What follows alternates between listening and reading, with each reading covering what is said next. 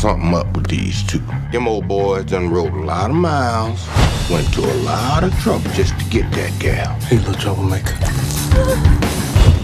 You silver-tongued devil, you.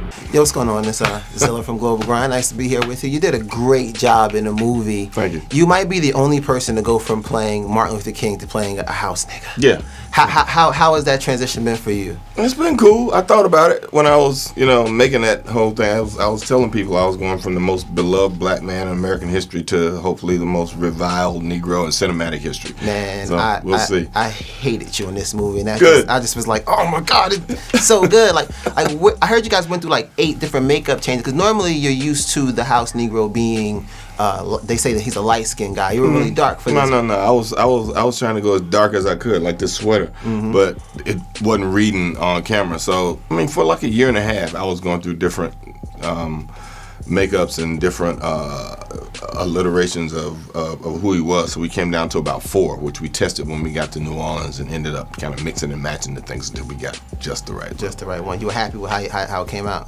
You know what? I used to think every day that I still wasn't as dark as I wanted to be.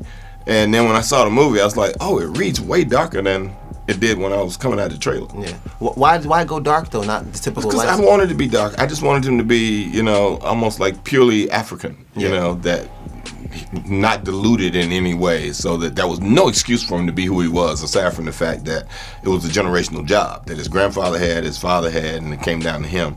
And he ended up raising Calvin Candy, who was like a son to him. And he's more or less the power behind the throne. They playing your ass for a fool. Your boss looks a little green around the gills. I'm just a little more used to Americans than he is. It's time to rescue your wife. That's what I'm doing. And when you were doing those evil and vile things, did like when your wife saw the movie, did she ever say, "How could you do that?" She hadn't seen it yet. She hadn't seen it. Oh wow. Yeah. What do you think she's gonna say when she see it? She'll probably say I did a good job. Hopefully she will be as happy with the job that I did, and I completely absorbed myself. And Steven's unapologetic for who he is. Yeah. I'm unapologetic about what I did to be him. Speaking of apologies, I heard that after every take, all the white actors would say they're sorry, they apologize after. then you were like, just go ahead and do it. What was that speech like? What was that day like? I don't know. It was different days. Different things happened. The day that we pulled Carrie up out of the ground, guys were really kind of tore up about that. It's like, I can't believe this really happened. And some guys, they had to wait for a minute, they'd cry for a while and go off in the corner and then come back and we do the job. It's just one of those things where the reality of what it is, especially being in that particular place where it happened, it had an emotional effect on a lot of people.